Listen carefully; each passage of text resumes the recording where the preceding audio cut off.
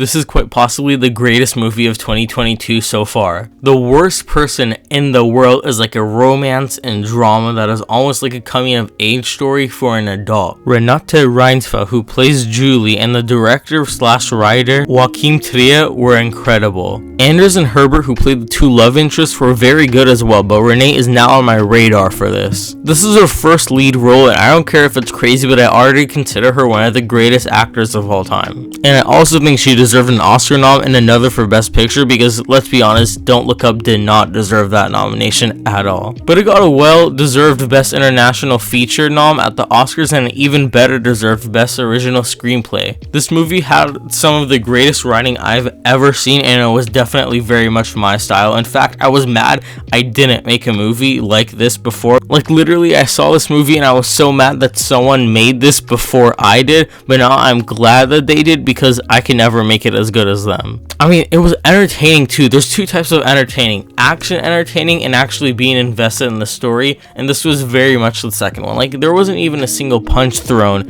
in this entire movie. Like, it was the most non-violent movie I've ever seen, which is kind of ironic because I have the two Batman Funkos right there. And this is probably the most realistic interpretation of love between people, not that I would know. I didn't even think of the three cast members as having good chemistry because I thought I was watching real people. Like, I kind of forgot I was watching a movie like a couple minutes in. So the movie's about Julie switching from career to career, and there are romance and dramatic elements, but the core of the story is figuring out who you are, and not only loving others but mainly yourself, individuality, and figuring out what's best for you, but never in a selfish manner. And there are good feminist ideas that are brought up in this movie, because in so many other projects, when they try to be like keep up with the times and have a feminist theme, they end up being sexist a little bit sometimes. But this one is very well. For example, there's no spoilers, by the way. It was Julie and a couple of her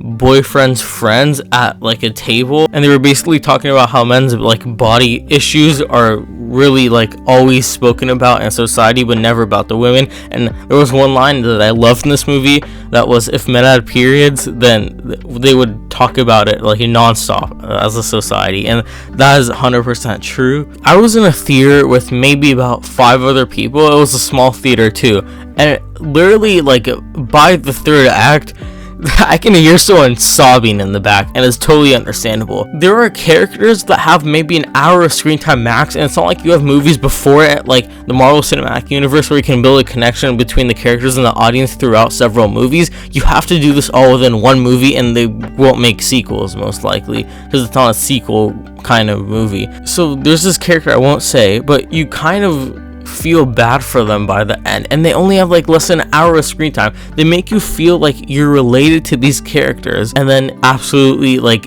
destroy you from the inside. That didn't sound right.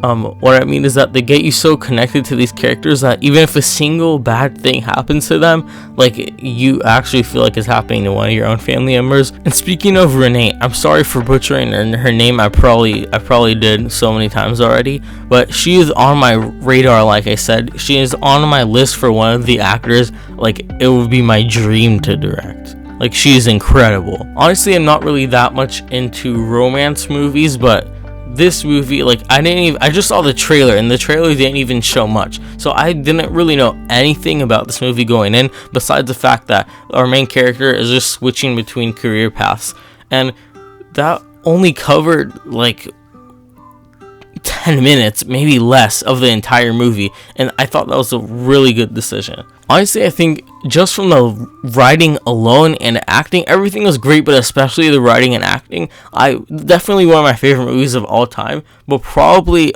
I also consider one of the greatest movies of all time as well, because it was just, my mind was blown. I was expecting to like it, but not like it this much. Like, it's not like a blockbuster, but it still felt like a theater experience. I would give this movie at least a 4.5 out of 5 stars, at least. And I would probably give it like over a 9 out of 10. But obviously, if you want to be entertained, if you like entertaining movies, go see Uncharted, Spider-Man. And as much as I love Spider-Man and I hate Uncharted, I'm not even going to make a review on that because it was so bad. But if you like movies in general, like not just entertaining ones, but if you like good movies, you will like this movie. This movie is so good, and honestly, I can go on and on about this movie. Make sure to subscribe to my YouTube and follow my TikTok, Lil on TikTok, and my Instagram, directed by Milad. I'm going to be posting a bunch of new projects on there, and this is actually my second review. I reviewed The Guilty on my previous YouTube channel, which got terminated,